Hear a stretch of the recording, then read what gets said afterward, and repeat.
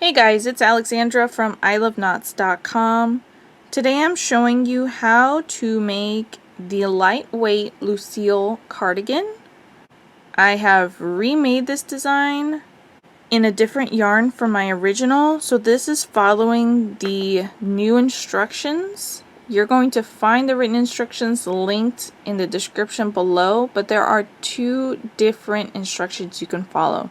This one is following the ones made in Emma's yarn. I will talk about the yarn in a moment, but I just wanted to show you this little cardigan here. This is my little sample that I made when I worked up this video. All my ends are still in there, so we're not going to look there, but it features a double crochet cluster stitch that creates this little puff and double crochets. It is a 2-row repeat, so those are the 2 rows that you repeat for all of the panels. It features 3 different lengths. You can make the crop size length, the hip size length, or the tunic size length. It also features 3 sleeve lengths. You can do short sleeves, 3/4 length sleeves, or long sleeves, depending on your preference. After we put all the pieces together, we're going to add a little bit of width and a decorative little collar here, which is just a couple simple rows of double crochet. Before we get started, I want to talk about the yarn and some alternatives. I also want to talk about how to pick the size that's best for you. The great thing about this design is it's very simple panels and you can adjust them as you go depending on your preferences, but picking the right size is going to set you in the right direction. This cardigan was designed to have -6 inches of ease. I do not like oversized garments, and crocheted fabric stretches just like knit fabric, so if you make it too big then it's just oversized and bulky, and I do not like that fit. So I designed this to be a little bit more fitted. That's my preference. It's a little bit of a big project here, so let's go ahead and get started. This here on the right is my original cardigan. This is Cascade's Sarasota yarn, and on the left is the new cardigan that I worked up, and it is worked in Emma's Yarn Comfy Cotton DK. These are both lightweight number 3 yarns, and they're both blends. The Cascade yarn is 60% cotton and 40% acrylic. It does favor the cotton fiber more. Emma's yarn is 50% superwash merino wool and 50% cotton, and I feel like it favors the wool a little bit more, but it also is really lovely, sort of like the cotton too. It is my favorite. As I mentioned, I have reworked this pattern, but I did not take down the original instructions, so if you're visiting my pattern, then you're going to see both instructions there. And I did this because the original instructions are great for other yarns that are just like the Cascade yarn, which favor the cotton fiber more. It's a little bit heavier, it produces a tighter fabric with less stretch, and similar yarns to this are going to be Lion Brand's Comfy Cotton Blend, Bernat's Softy Baby Cotton, and Premier Yarn's Cotton Fair yarn. This cardigan was also designed to have 2 inches of positive ease, so it's designed to be larger, more oversized. Emma's yarn sort of favors the wool fiber a little bit more. It's lighter than cotton, and it produces a fabric with more stretch and better draping, though it's cooler than you would expect a wool to be, and it's not itchy, which is a big plus. Similar yarns to this are going to be Lion Brand's Coboo and Berroco's Vintage DK. This cardigan is also designed to have 6 inches of negative ease, so it is more fitted. Let's talk about fit. So you've heard me talk about ease. 2 inches of positive ease on the original cardigan and 6 inches of negative ease on the remake. What does that mean? Ease is how it fits you. So if you have negative ease, it's going to be smaller than your bust size. And if you have positive ease, it's going to be larger than your bust size.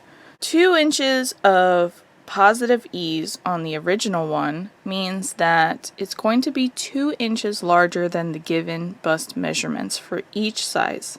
It's going to produce a slightly oversized fit. 6 inches of negative ease on the remake is going to mean that it's going to be 6 inches smaller than the given bust measurement for each size, and is going to produce a more fitted garment. If you want to follow the instructions for the one worked in Emma's yarn, which is this remake, the purple version, but you want a more oversized fit, you can go up 2 sizes for the body of it. The body is working up to where the arms start, but then switch back to your correct size for the sleeves. That way you get the correct length for your sleeves. And this works the other way too. Let's say that you're working the instructions for the cascade yarn, but you want a more fitted cardigan. Then just go down a size. If you look at the pictures of me wearing this cardigan, to achieve that fit, that's what I did. I went down a size. In this video tutorial, I am just going to be including instructions for working the Emma's yarn version. So if you want the other instructions, you must go to my blog and follow the instructions from the written pattern. But the construction is the same. So if you have any questions on how to work the sleeves or how to work the stitch pattern, the video tutorial is going to do that for you. So the first thing that you're going to want to do, you're going to want to take a soft tape measure and measure around your bust. Determine what your bust size is, and then from the written pattern you can see which size that is the best for. Here's an example. A 28-inch bust is going to be a size extra small, so you would follow all the instructions for size extra small. A 32-inch bust is going to be a size small. When we talk about the ease, if you're working the cascade yarn version, that one has 2 inches of positive ease, so you would take 28 inches plus 2 inches, and the total circumference for the bust size would be 30 inches. If you're following the instructions for Emma's yarn and you have a 28-inch bust, you would subtract 6 inches from that because it is negative 6 inches in ease, and that would give you 22 inches in circumference for the bust. So all those measurements and so much more are in the written pattern. I've tried my best to include them in the charts, but the best way to get it all at once and to see checkpoints and stuff is with the written pattern. One more thing before we jump into the pattern, we need to talk about gauge. Gauge is really important for this project because if you're not meeting gauge, the finished garment is not going to fit the way that you want. So you're going to need a soft tape measure for this, and I highly recommend you start on a sample. Don't start on the actual pattern, but it's completely up to you. You can start on the panel and measure your gauge. The gauge is different depending on the instructions that you're following because of the yarn. But because this tutorial is worked in Emma's yarn, I'm going to show you gauge on this. Gauge for the cascade yarn version is included in the written pattern. I recommend that you start with a chain 31 and then you work in the given stitch pattern and work for at least 5 rows before you measure. But the gauge that I've included is going to be for 10 rows. And you're going to measure from a double crochet row, not a cluster stitch row, a double crochet row, and you're going to count 20 double crochets. And I'm not going to count 20 double crochets, but you're going to hold your soft tape measure up to the right of wherever the stitch starts. And here you can see these little spaces because of how the stitch pattern is worked. You want to measure from the same side on each end. So here I'm putting my soft tape measure up against where this double crochet in the cluster ends. And then I want to measure all the way across up to the same point. Counting 20 double crochets. There's 1, 2, 3, 4. You want to count all the way over so that you have 20 double crochets, making sure that you are ending in the same spot as where you started. That way it counts the full stitches. 20 double crochets is going to be 5 1/8 inches wide. This is the most important gauge, width. The height can always be adjusted by working more repeats or less repeats, but the width is really important for the correct fit. So if you're measuring smaller than this, you want to go up a crochet hook size and rework your sample. And if you're measuring larger than this, then you want to go down a crochet hook size and rework the sample.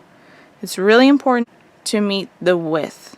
For height, you measure also from a double crochet row where it begins, and you measure up 10 rows. This is going to be 5.5 inches tall. Again, if you're off for the height, it's okay. Just adjust in the pattern using the measurements that I'm providing by working more or less repeats. Let's talk about if you can't meet the width gauge. Sometimes when I follow patterns, it doesn't matter how many hook sizes I go up or I go down, I can't meet the designer's width. If this is happening to you, you can still make this pattern. I have provided measurements for all the pieces, width and height. So you're going to need to use your gauge swatch to determine how many stitches you're going to need to equal that width. Starting with a double crochet pattern and making sure to follow the multiple that I'm going to talk about when we start the chains. You just want to make sure that you end with the same width or close to my measurement. From there, work in pattern and make sure to measure. Once you get close to the height that you need, depending on the size that you're working and the fit that you're looking for, making sure to follow in the stitch pattern, then you can move on to the next section. So if you cannot meet my gauge, you can still work this pattern. Please leave me a comment below if you have any questions about this, or email me, or leave a comment on my blog post and I will help you. Without further ado, let's go ahead and jump into the pattern. I'm going to start with a slip knot. So I've pulled the yarn over my fingers. Going to wrap the yarn around my index finger 2 times. Hold the tension with my thumb and my middle finger. Pull the loop on the left up over the other loop but not off my finger. Then I'll pull the loop that's on the left now up over the other loop and off my finger. Take the crochet hook, insert it into the loop on my finger. Hold the working yarn with my right hand and the tail end in my left. I'm going to just pull it so that loop goes to normal tension.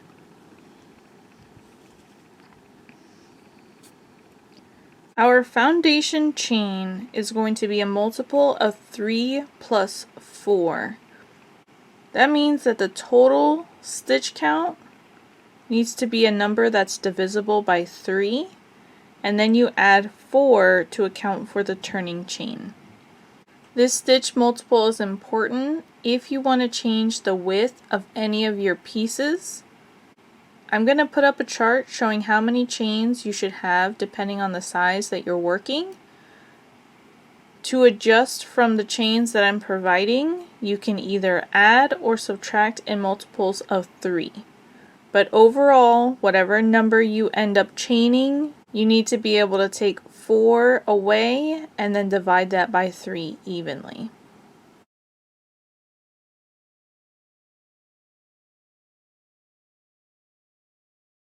To chain, we yarn over, pull through the loop on our hook.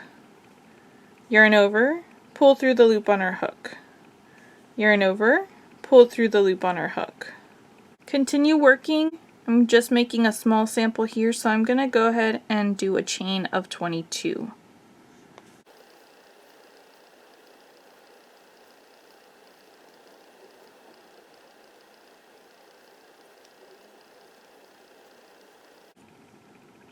Alright, I finished my chain.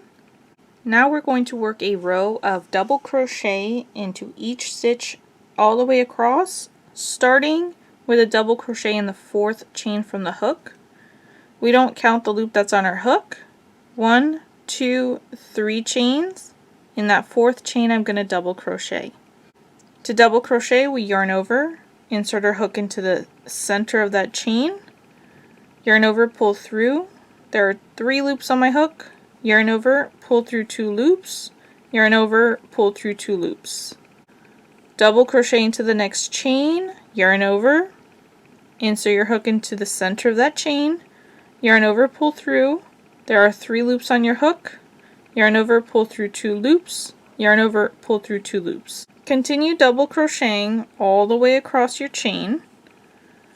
At the end of the row, you will have 2 double crochets less than the number that you chained, and that includes our turning chain, which is these skip stitches here. These skip stitches count as a double crochet.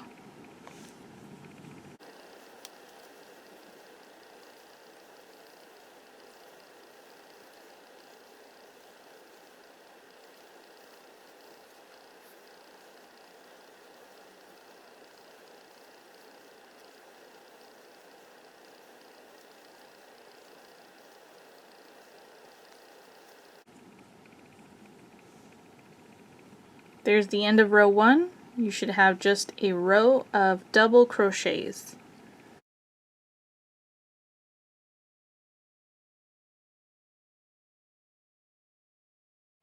If you're unsure of how to count double crochets, just look to the top where you see the V-shaped stitches.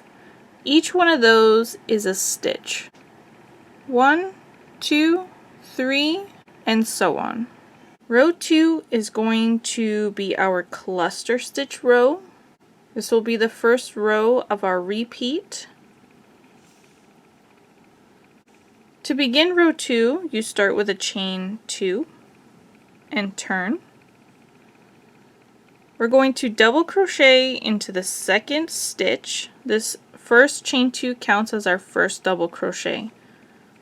So into the 2nd stitch, we work a double crochet, making sure to pick up both of those loops from that V shape on our hook. Then we're going to double crochet into the 3rd stitch, chain 2, skip the next 2 stitches, and here's where our repeat begins for the row. We're going to cluster stitch into the next stitch. To cluster stitch, we yarn over, insert our hook into the stitch, yarn over, pull through. There are 3 loops on my hook. Yarn over, pull through 2 loops, leaving 2 loops on your hook. Then yarn over, insert your hook back into the same exact stitch, yarn over, pull through. There are 4 loops on your hook. Yarn over, pull through 2 loops. Now we have 3 loops on our hook. We're going to continue until we have 6 loops on our hook. Yarn over, insert your hook into the stitch, yarn over, pull through, yarn over, pull through 2 loops.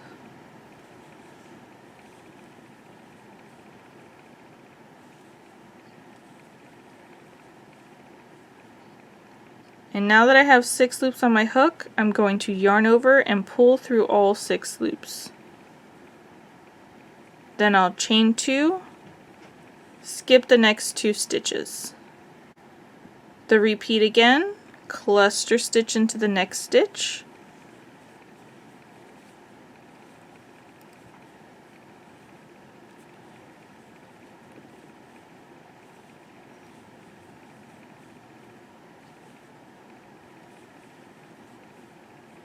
There are 6 loops on my hook. Yarn over, pull through all 6 loops. Chain 2, skip 2 stitches. Continue working across the row, cluster stitch into the next stitch, chain 2, skip the next 2 stitches all the way until you get to the end of your row, and you'll have 5 stitches left unworked.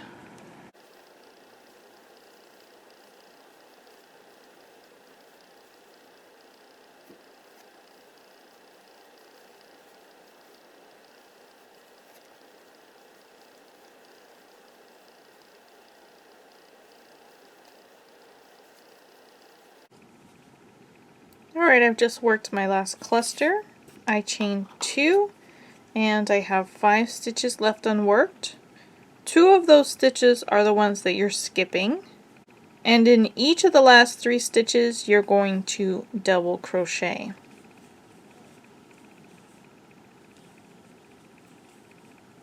The last double crochet is worked into the top of the turning chain, so just insert right into the center of that stitch. And there's row 2, our cluster row. I'll put up a chart showing how many clusters you should have.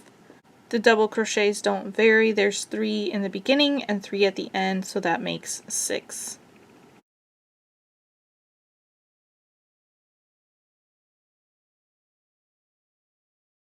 Row 3 is the second row of our repeat. We're going to start with a chain 2, turn, then we're going to double crochet into the second stitch,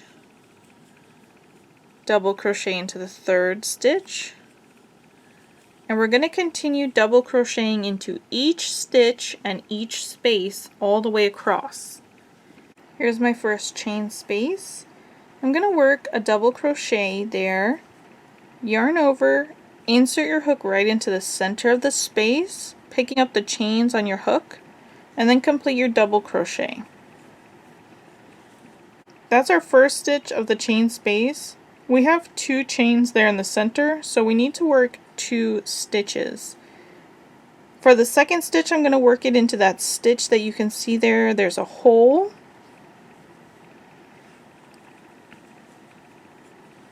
That's the second stitch of the chain space, and then the next stitch is going to be worked into the top of that cluster stitch. And if you're not sure where exactly to work it, you can turn to the top. You'll see those V-shaped stitches there. For each one of those, you just want to make sure you have 1 stitch. So there's the top of the cluster stitch there. And then we'll work again. The next chain space, work a double crochet. Double crochet into that next chain that has the hole you can see really well. That's the second stitch from the chain space, and then work into the top of the cluster stitch. Continue double crocheting all the way across.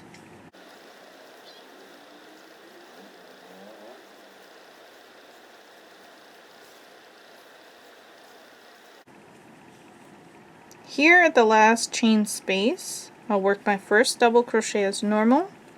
The second one, the stitch isn't open like it is when it's before a cluster, so I'm just going to work the second double crochet there into the space as well.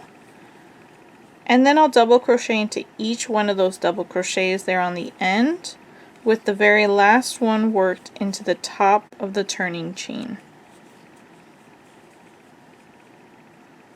And there's row 3. For row 3, you're going to have the same number of stitches you had in row 1.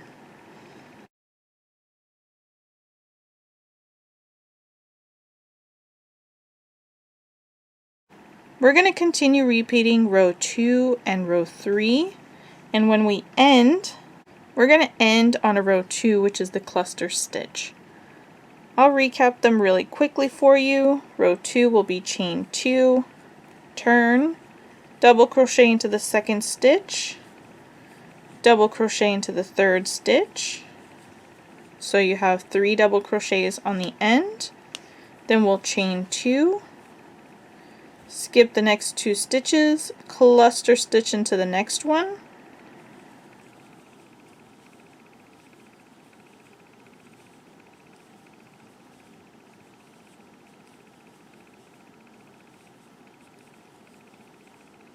there are 6 loops on my hook, yarn over, pull through all 6, chain 2, skip the next 2 stitches, continue the repeat of cluster stitch into the next stitch,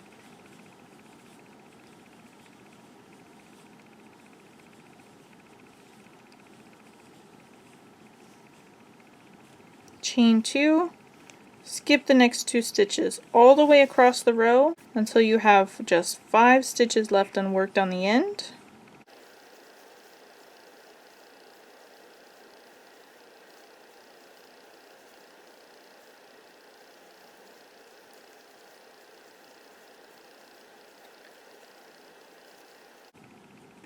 There's my last cluster stitch, chain 2, skip 2 out of those 5, and work a double crochet into each of the last 3 stitches, with the last one worked into the top of the turning chain.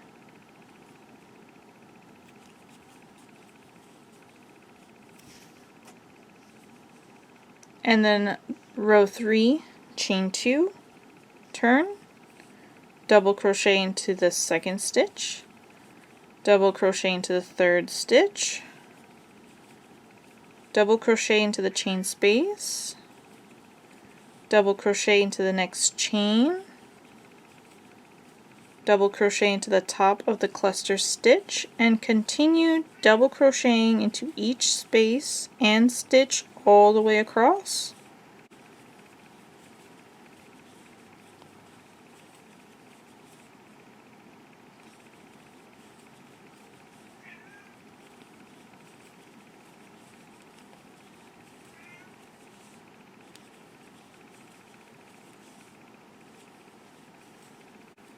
Here's my last chain space. Work 2 double crochets into that chain space, and then double crochet into each of the last 3 double crochets.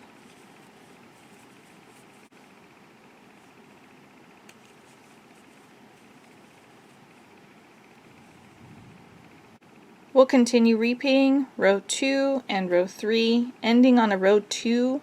We'll put up a chart showing how many rows you will need depending on the size you are working and the length that you prefer. There is a crop length, a hip length, and a tunic length.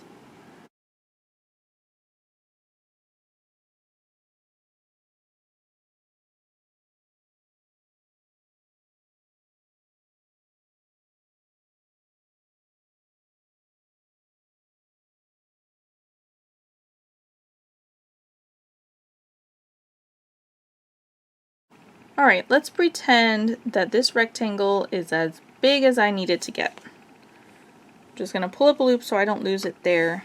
You're going to want to take your tape measure and measure across here to make sure that the width and the height are where they need to be. I'm providing those measurements for you, so you'll want to check yourself before you continue on.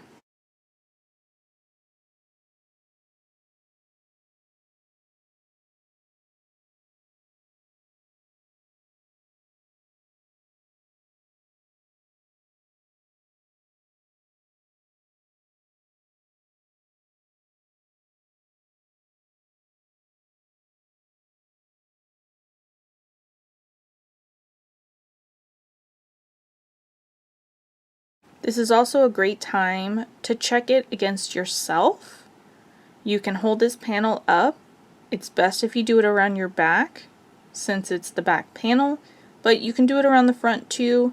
This part up here on the top is going to go up to your underarm, and then the bottom will fall around the length that you chose, whether that's crop, hip, or tunic length.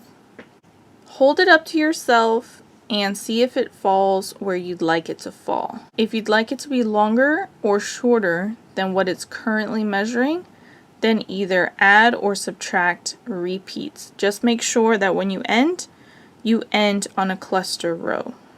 Overall, if you'd like to see how this is going to fit, I know it's a little bit hard to envision now because you only have one rectangle, but if you'd like to test it out before you continue, you can set this aside and begin working the front panels up to the same point. Then you would lay the back panel down just like this with the cluster stitches puffed out towards you. And then lay the front side down here on the left and on the right, lining up the edges with the puffy side face down. And then slip stitch join the two sides together. You can hold it up to your body after that with the back panel against your back, the front panels flapped around to the front, and that should give you an idea of how it's going to fit. There is going to be a 5-inch gap in the front center. That is the space for your neck to fit, and we are going to add a collar there at the end, but this will give you a general idea. And you work in slip stitches. Since they're temporary, you can easily remove them. So after you're done checking, if you're ready to continue, if you have worked the panels and joined them, go ahead and remove those. You want just your back panel. I'm going to go ahead and add one more row so that I end on a cluster row. Alright, there I am, matched up with you. We're going to start on the arms now.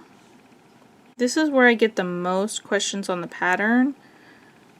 We're building a T shape, so this is the bottom of, imagine the letter T, and now we need to make the arms on the left and right. So on one side we're going to chain and then work down the chain.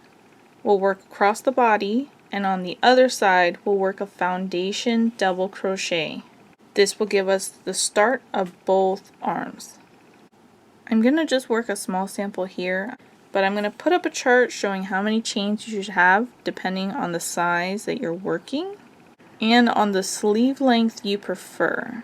There are instructions for short sleeve, 3/4 length sleeve, and long sleeve.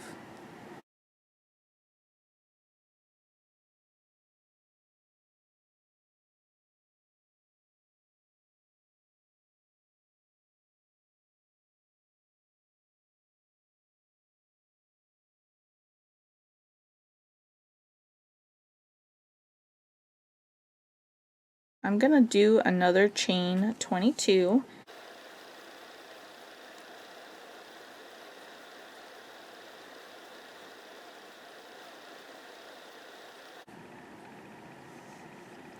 If you change the number of chains here, just make sure that it matches the same as it did in the beginning.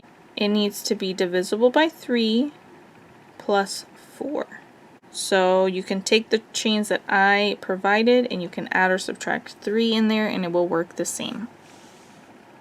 We're going to double crochet down the chain just like we did in the beginning. We're going to double crochet into the 4th chain from the hook. So not counting this loop that's on our hook, 1, 2, 3, 4. And then continue double crocheting all the way across until you get to the body.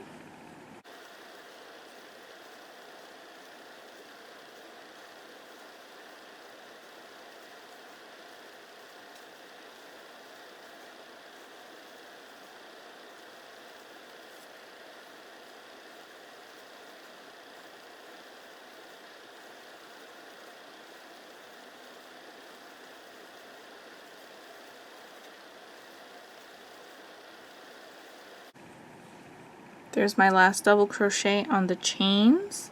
I'm gonna rotate my fabric here and I'm gonna continue working across in double crochet just as I have done previously.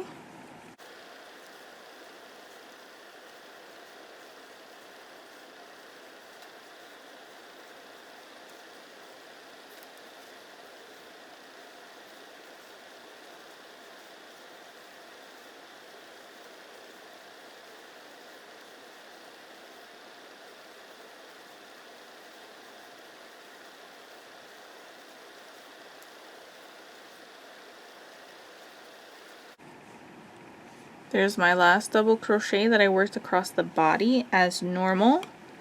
Now we're going to work a foundation double crochet. It's going to have the same number of stitches that you added here when you did the chain and worked down the chain. So for my sample I did chain 22, which gives me 20 double crochets including the skipped chains at the end since those count as a double crochet. So on this other side I want to make sure that I have the same number of stitches, in this case 20 stitches. So rotate your fabric. You're going to have the top of the stitches here on the right and the foundation of those stitches on the left, and you're looking at the side of the double crochet. Start by yarning over. Insert your hook into the same exact stitch that we worked our last double crochet into. Then yarn over, pull through. We have 3 loops on our hook. yarn over, pull through one loop only. That is going to be our foundation chain. Then yarn over, pull through 2 loops, yarn over, pull through 2 loops. That creates our double crochet. We're going to be working into that foundation chain as we build our double crochets here.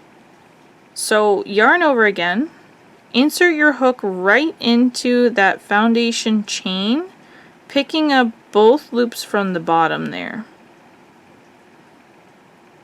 I'm going to take my hook out really quick. Here's the body of your double crochet. The foundation of it is down here on the end, on the left side. We want to work into that to continue building our foundation on that edge.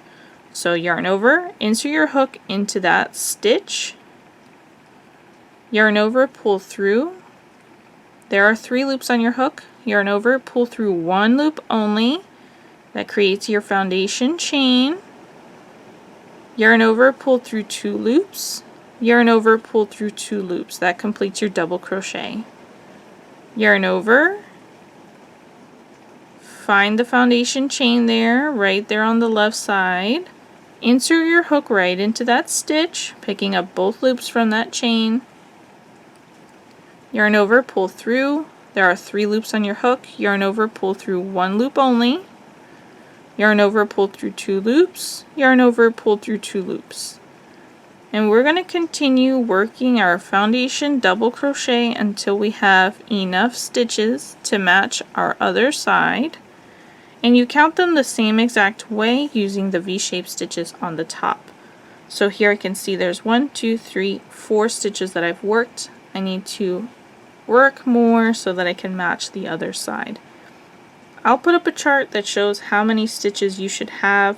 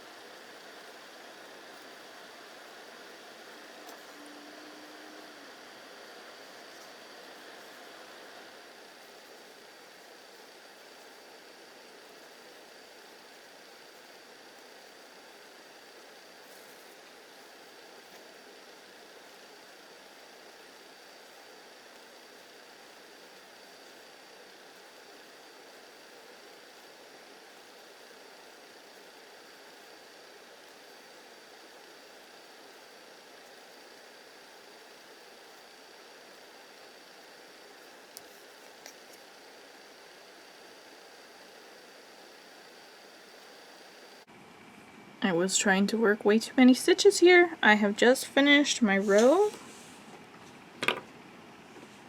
There's my foundation double crochets and my chains with the double crochets. And now you can see the T-shape forming. These rows are worked the same as the rows from the body. So there's our double crochet row where we just double crocheted all the way across. The next row is a cluster stitch row. We start with a chain 2, turn, double crochet into the second stitch, double crochet into the third stitch, chain 2, skip the next 2 stitches, cluster stitch into the next stitch. Continue working as normal up until you get to the body.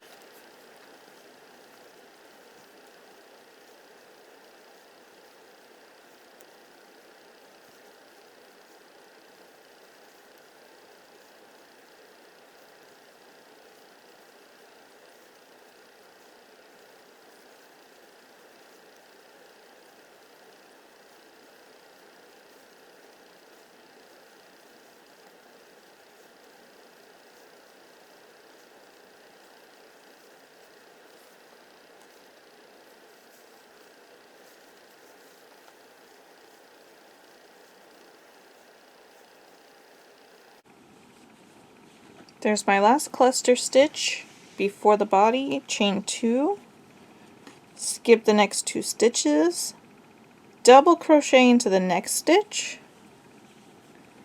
double crochet into the following stitch, and double crochet into the next stitch as well. And those double crochets are going to line up with the edge from the body underneath it. We're going to continue with this double crochet pattern upwards. And then you begin working as normal again, chain 2, skip the next 2 stitches, cluster stitch into the next stitch, all the way until you get to the end of the body, and we're going to match the pattern over here.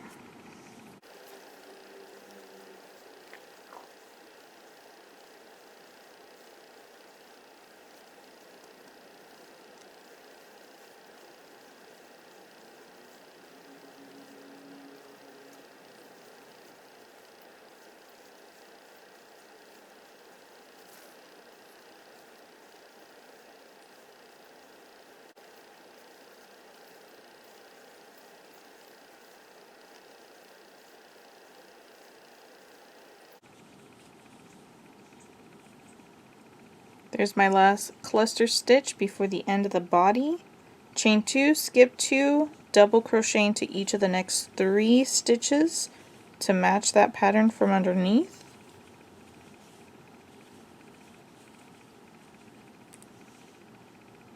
And then we're going to chain 2, skip the next 2 stitches, and cluster stitch until we get to the last 5 stitches of the row.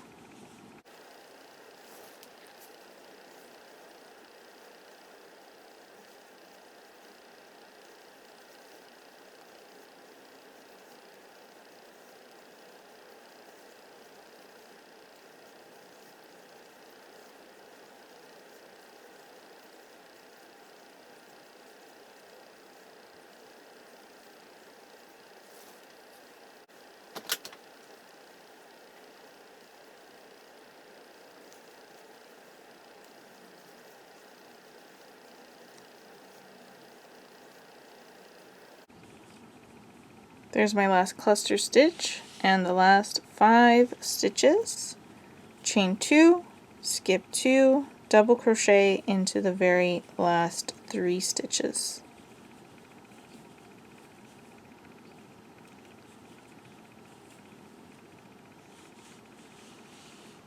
Our next row, I'm sure you've guessed it, is a row of double crochet.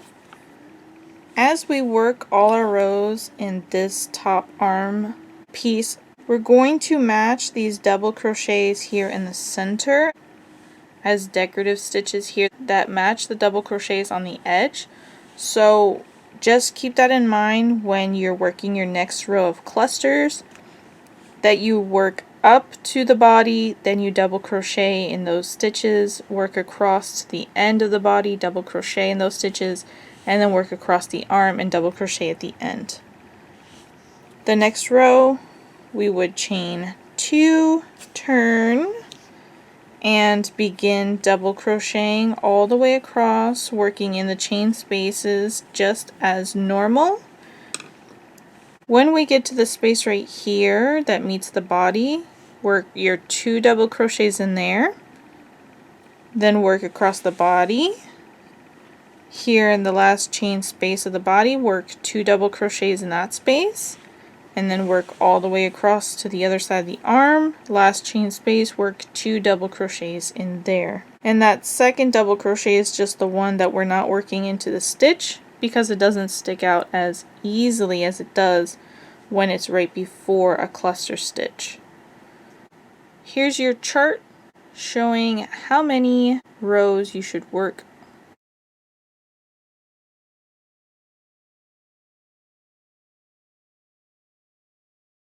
I'm going to go ahead and continue working to the end of my row. Alrighty, there's the end of my double crochet row. Let's pretend this is however many rows I need for this part of my back panel. For this part, you want to end on a double crochet row. You want to take your soft tape measure, measure from the top to the bottom, and compare that against my measurements.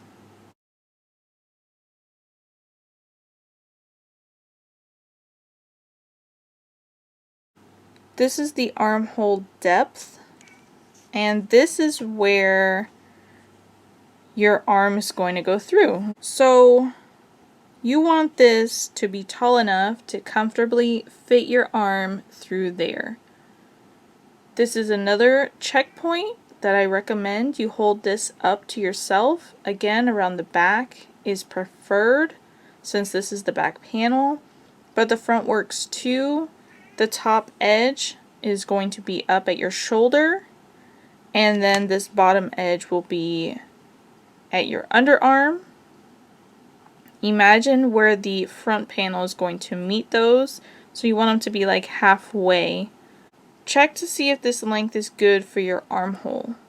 If you need more space, you can work more repeats here. Just make sure to finish on a double crochet row.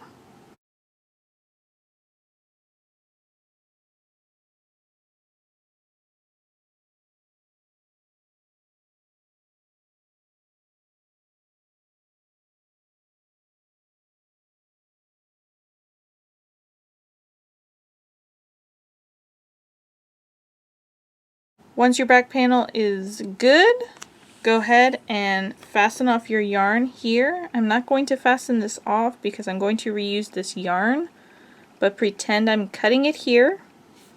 Then you'll pull up on your loop to break it and set this aside. Now it's time to work the front panels.